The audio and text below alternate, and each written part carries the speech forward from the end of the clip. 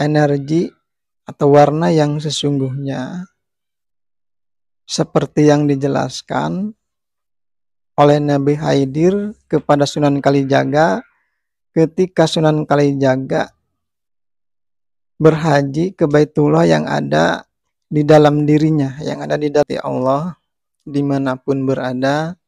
Salam untuk semuanya. Sampurasun, rahayu, rahayu, rahayu. Alhamdulillah kita berjumpa lagi, dan insya Allah kita semua selalu berada di dalam lindungan Allah. Amin.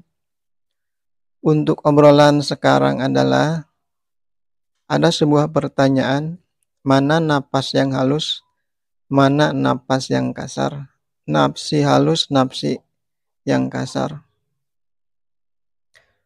Berkaitan dengan video yang sebelumnya, berguru kepada napas, dan terima kasih atas pertanyaannya. Sebelum saya menjelaskan, kita lihat analogi nyata, perumpamaan nyata dalam kehidupan kita sehari-hari dan yang terjadi di dalam tubuh kita. Bagaimana kalau ada tamu datang ke rumah kita, tamu yang diundang maupun yang tidak diundang, datang dan bertempat tinggal di rumah kita, dan selama bertempat tinggal di rumah kita, tamu itu mengatur dan bertingkah sesuai dengan apa yang dia kehendaki. Kira-kira apa yang dirasakan oleh tuan rumah? Tentunya tuan rumah akan merasakan suatu keadaan yang tidak baik. Ada tangan kiri, ada tangan kanan. Sama bentuknya. Kedua-duanya memiliki tenaga, memiliki energi, memiliki kekuatan. Kedua-duanya bisa melakukan aktivitas atau pekerjaan. Kalau dilihat secara sepintas, hampir tidak ada perbedaan. Tetapi kalau dilihat dengan jelas, antara tangan kanan dan tangan kiri ada perbedaannya, yaitu pada sifat dan karakternya. Bagaimana kalau kita selalu mengerjakan pekerjaan atau aktivitas dengan tangan kiri? Misalkan kita berjabat tangan, bersalaman. Misalkan kita memberi dan menerima dengan tangan kiri. Tentunya akan mengakibatkan suatu keadaan yang tidak baik. Selanjutnya kita kembali kepada pertanyaan, mana napas yang halus, mana napas yang kasar. Kita perjelas kalimatnya. Napas halus adalah ruhani kita, ruh kita, energi murni, zat hidup kita. Napas kasar adalah jin. Dan bagaimana cara membedakannya? Kita harus tahu cara membedakannya. Terutama badan kita adalah rumah. Dan tuan rumah adalah ruh kita sendiri. Jadi kalau ada jin masuk atau datang ke tubuh kita, dia adalah tamu. Jadi jangan dibiarkan tamu itu mengatur dan bertingkah sesuai dengan keinginannya. Karena nanti akan menimbulkan suatu keadaan yang tidak baik. Cara membedakannya adalah kita lihat dalam dua peristiwa saja dalam bahasan ini. Yang ke satu, yang terjadi secara umum kepada manusia. Yang kedua, yang terjadi ketika kita berilmu, ketika kita menjalankan sebuah keilmuan, ketika kita membangkitkan, menghidupkan energi pada tubuh kita. Yang ke satu kita lihat yang terjadi secara umum kepada manusia. Setiap manusia yang terlahir ke dunia ini, yang hidup di alam dunia ini, memiliki ruh di tubuhnya dan ada jin. Paling tidak jin korin. Korin itu artinya berdampingan. Jadi jin korin itu jin yang selalu berdampingan dengan ruh kita di dalam tubuh ini. Apa kegiatan ruh, apa kegiatan jin korin di dalam tubuh kita? Kita harus tahu kegiatan ruh di dalam tubuh kita intinya mengajak kepada kebaikan, kepada keselamatan. Kegiatan jin korin di dalam tubuh kita intinya mengajak manusia, mengajak berbuat yang tidak baik. Kalau ada bisikan di dalam hati yang tidak baik, berarti yang duduk di dalam hati itu adalah yang tidak baik atau jin. Kalau ada bisikan yang baik di dalam hati, berarti yang duduk di dalam hati adalah yang baik. Itulah ruh. Selain daripada jin korin, jin bisa masuk ke dalam tubuh manusia dari ilmu-ilmu yang kita pelajari. Bisa juga masuk ke tubuh kita dari jimat-jimat yang kita simpan selama ini. Bisa juga jin masuk ke tubuh kita dari keturunan, dari ilmu-ilmu orang tua atau leluhur kita. Bisa juga jin masuk ke dalam tubuh kita, diisikan atau dimasukkan. Misalkan berguru, diisikan oleh seorang guru ke dalam tubuh kita. Bisa juga jin masuk ke tubuh kita karena diguna-guna. Jadi semua itu adalah tamu di dalam tubuh kita. Jadi tamu yang abadi itulah jin korin, karena memang itu adalah sudah ketentuan. Adapun jin-jin yang lainnya seperti dari ilmu atau dari mana, itu bisa abadi, bisa juga tidak. Nah, maka apabila ada jin bertempat tinggal di badan kita, nanti akan menimbulkan hal-hal yang tidak baik. Nah, kemudian kita lihat pada kejadian yang kedua, yaitu ketika kita atau siapa saja ketika membangkitkan, menghidupkan energi pada tubuh, ketika belajar ilmu, ketika menjalankan sebuah keilmuan.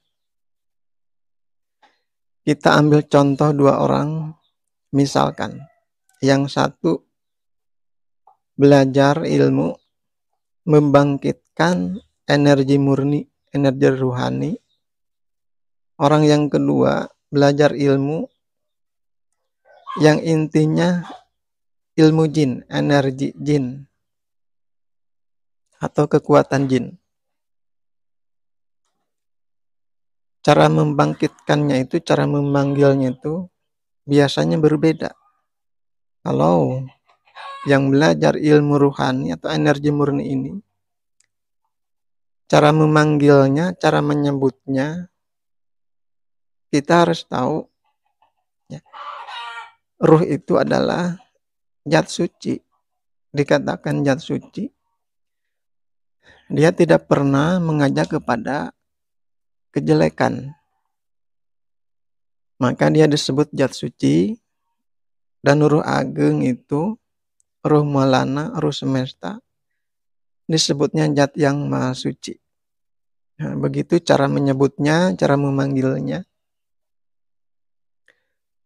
Kemudian kalau jin ini dihidupkan, dibangkitkan di dalam tubuh kita, biasanya dengan menyebutkan atau mewiridkan ayat-ayat tertentu, kalimat-kalimat tertentu, atau dengan puasa, atau dengan diisikan oleh seorang guru. Nah, setelah proses pembangkitan dengan cara tadi masing-masing nanti berkembang kepada biasanya berkembang kepada gerak terlebih dahulu. Gerak fisik biasanya.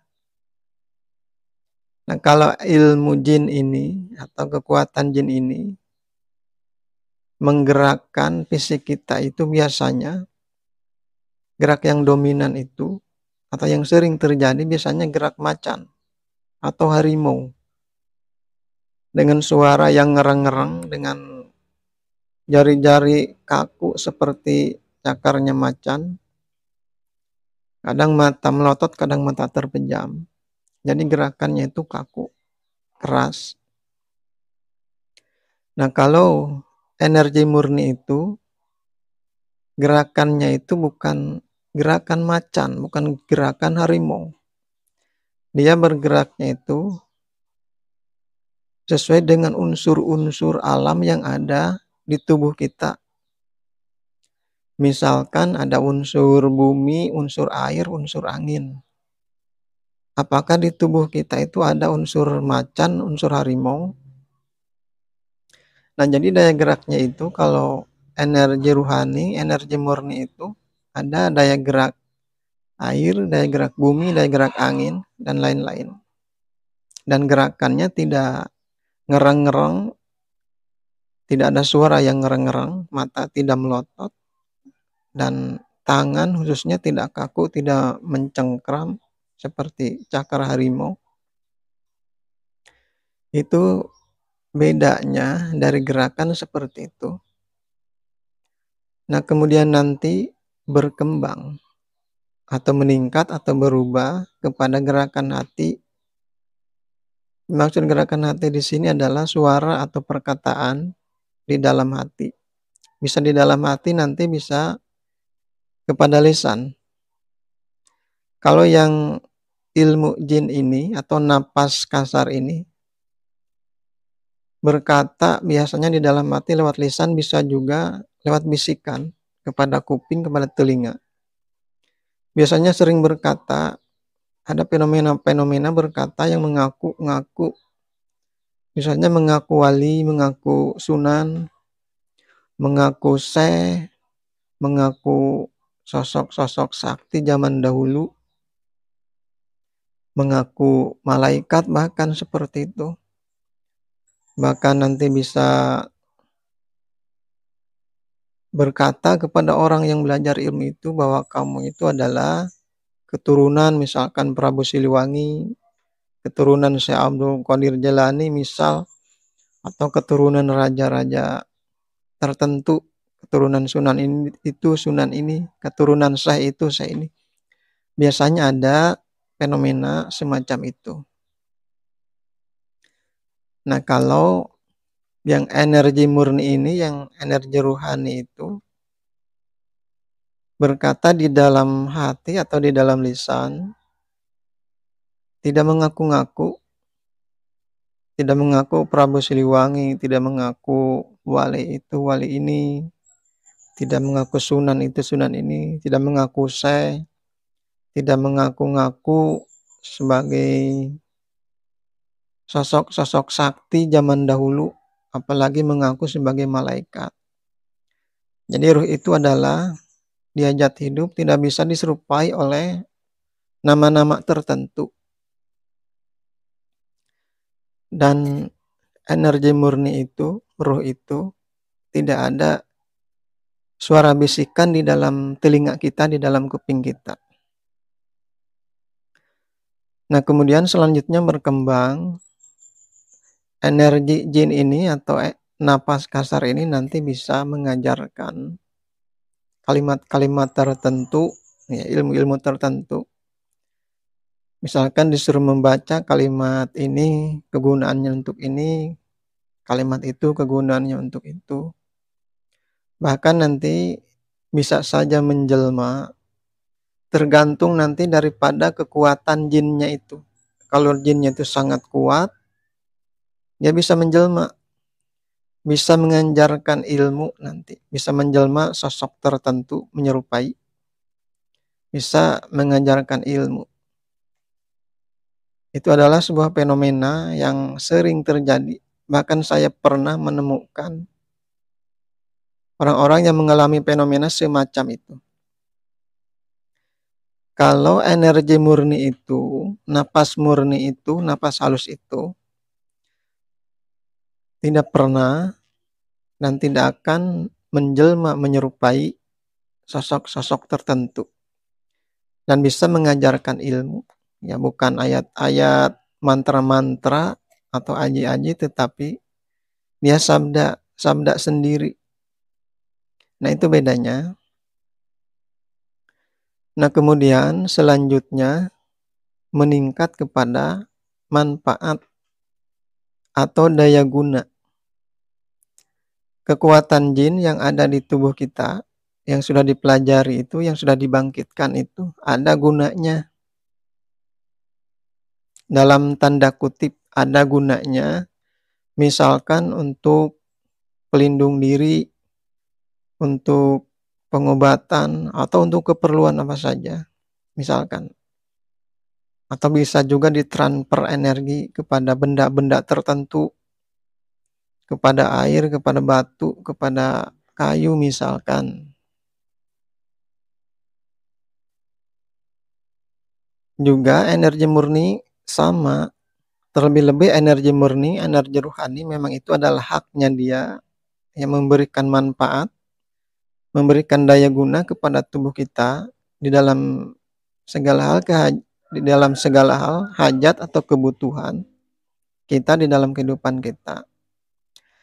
Bisa untuk kesehatan kita, untuk perlindungan kita, untuk keselamatan kita, untuk pengobatan, untuk transfer energi, dan atau untuk hal-hal yang lainnya yang sifatnya berkonotasi dengan kebaikan dan keselamatan. Jadi antara jin dan ruh kita itu sama-sama ada daya gunanya di dalam tubuh kita itu. Ibaratkan tadi tangan kanan dan tangan kiri sama-sama mempunyai kekuatan, mempunyai energi dan bisa melakukan segala macam aktivitas atau pekerjaan. Nah, itu bedanya. Nah, kemudian efek yang ditimbulkan di dalam badan kita dari kedua napas tadi. Kalau ada jin, ada kekuatan jin di tubuh kita, ya, dan daya gunanya seperti yang telah tadi disebutkan, nanti ada efek yang tidak baik. Kalau jin itu di tubuh kita ini mengakibatkan efek yang berkonotasi tidak baik. Misalkan jin itu duduknya atau tinggalnya di pundak kita. Nanti pundak kita itu akan terasa kaku, terasa berat seperti memikul beban. Kalau jin itu bertempat tinggal di pinggang misalkan, nanti pinggang kita juga sama, akan kaku, akan terasa sakit. Kalau jin itu bertempat tinggal di dada kita, nanti bisa saja mengganggu sistem pernapasan. Napas bisa menjadi sesak, menjadi berat, bisa juga mengganggu sirkulasi darah, peredaran darah. Darah nanti akan terhambat alirannya. Bisa nanti sakit kepala karena darah kurang normal ke kepala.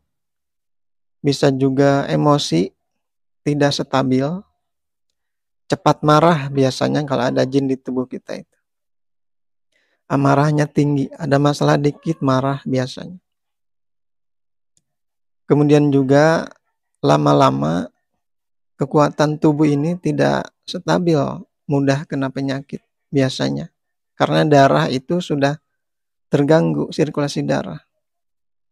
Bisa juga nanti mimpi-mimpi buruk atau juga bisa seperti diikuti oleh sosok-sosok misalkan.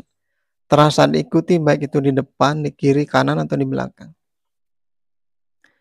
Atau juga nanti bisa sering berantem dalam rumah tangga, atau ada masalah di dalam pekerjaan, atau ada masalah di dalam hubungan sosial masyarakat. atau juga ada masalah di dalam penyakit-penyakit yang lainnya. Jadi seperti itu akibat yang ditimbulkan apabila di tubuh kita ada kekuatan jin. Jadi sifat karakternya itu tidak baik. Bahkan ada yang berpendapat bahwa sealim-alimnya jin itu adalah sejahat-jahatnya, senakal-nakalnya manusia perbandingannya. Kemudian jin itu adalah panas karena dia diciptakan dari api. Jadi panas dia. Jadi kalau ada jin di tubuh kita, bisa saja nanti tadi itu mengganggu sirkulasi darah, mengganggu saraf-saraf kita. Makanya ada kejadian-kejadian ketika manusia belajar ilmu, terlebih-lebih ilmu hakikat ma'rifat. Ada yang stres biasanya kan karena itu tadi, energi yang masuk itu energi yang sangat kasar yang tidak sesuai, sehingga mengganggu saraf. Ya paling tidak itu tadi mimpi-mimpi buruk seperti itu. Atau masalah-masalah yang lain. Nah kalau energi murni itu, ruhani kita itu tidak ada efek yang tidak baik di dalam tubuh kita, malah justru sebaliknya. Dia itu selalu menimbulkan hal-hal yang berkonotasi dengan baik dan selamat. Biasanya dari napas saja, napas itu sudah ringan, enteng. Kadang sejuk, napas itu kadang semeriwing, hangat. Badan pun terasa ringan, kuat, tidak mudah kena penyakit. Pikiran pun lega biasanya. Seperti itu, tenang, damai. Membawa ketenangan dan keselamatan dan kenikmatan. Nah itu efek yang ditimbulkan dari napas kasar dan napas halus di dalam tubuh kita. Itulah perbedaannya. Kemudian ruh dan jin, napas halus dan napas kasar di dalam tubuh kita bisa menghasilkan sifat dan karakter jiwa. Apabila kita di dalam tubuh ini berserikat atau bersatu dengan jin, dengan kekuatan jin, baik itu di dalam perilaku maupun di dalam ilmu, nanti akan menghasilkan sifat karakter jiwa, yaitu jiwa amarah atau bisa juga jiwa alwamah, jiwa cepat marah, jiwa yang menyesali diri. Kenapa menyesali diri? Karena ada akibat-akibat yang tidak baik di dalam tubuh kita, di dalam diri kita. Sebagaimana yang dijelaskan tadi. Seperti akibat-akibat tidak baik yang dijelaskan tadi. Kemudian, kalau ruh kita itu akan membentuk, akan menciptakan karakter jiwa di dalam tubuh kita yang disebut dengan jiwa mutmainnah atau jiwa yang tenang. Nah itulah perbedaannya antara jin dengan ruh kita. Akan mempengaruhi jiwa, akan menciptakan, akan membentuk jiwa. Selanjutnya, apabila diumpamakan dengan warna, misal kita melihat warna-warna benda-benda yang ada di dunia ini, misalkan ada benda berwarna hitam, berwarna merah, berwarna kuning, putih, dan lain-lain. Jadi itu adalah bukan warna yang sesungguhnya, bukan warna yang dicari. Itu semua ada warna yang semu, karena itu semua akan sirna. Jadi energi atau warna yang sesungguhnya seperti yang dijelaskan oleh Nabi Haidir kepada Sunan Kalijaga ketika Sunan Kalijaga berhaji ke Baitullah yang ada di dalam dirinya, yang ada di dalam dadanya. Ketika Sunan Kalijaga masuk ke dalam tubuhnya Nabi Haidir alaihissalam, Sunan Kalijaga melihat atau berada di alam yang tiada bertepi, samudra tiada bertepi. Dan Sunan Kalijaga melihat warna-warna cahaya, ada warna hitam, warna kuning, warna merah, warna putih, dan lain-lainnya. Dan Nabi Haidir menjelaskan kepada Sunan Kalijaga, warna itu semua yang dilihat tadi adalah bukan warna yang sesungguhnya yang dicari. Itu adalah warna-warna di dalam kehidupan. Justru itulah warna-warna yang menghalangi manusia untuk bersatu dengan Tuhannya, yang menghalangi manusia untuk menemukan kesejatiannya, yang menghalangi manusia untuk menemukan kemurniannya. Jadi warna yang sesungguhnya, yang sejatinya diumpamakan lebih bening daripada air murni, lebih bening daripada kaca, tiada berwarna. Itulah energi yang sesungguhnya, itulah energi murni. Dan napas kasar, napas halus, atau ruh dan jin itu ada di dalam diri kita, ada di semesta, ada di alam semesta. Tiap hari, tiap saat kita bernapas, menghisap dan mengembuskan napas. Di situ Allah menciptakan saringan secara fisik, secara syariat adalah bulu hidung. Itu untuk menyaring supaya kotoran-kotoran tidak masuk ke dalam tubuh kita, supaya tubuh kita tetap sehat, tetap bersih. Dan hakikatnya saringan adalah kalimat suci. Hakikatnya saringan adalah kalimat suci, supaya apa yang kotor-kotor, apa yang kasar-kasar, apa yang negatif tidak masuk ke dalam tubuh kita, supaya tubuh kita tetap sehat, supaya yang ada di dalam tubuh kita yang suci. Jadi begitulah kalau diumpamakan dengan warna-warna. Jadi demikianlah penjelasan daripada pertanyaan tadi. Mohon dimaklumi apabila ada kekurangan, ada kekeliruan, ada kesalahan. Dan salam untuk semuanya.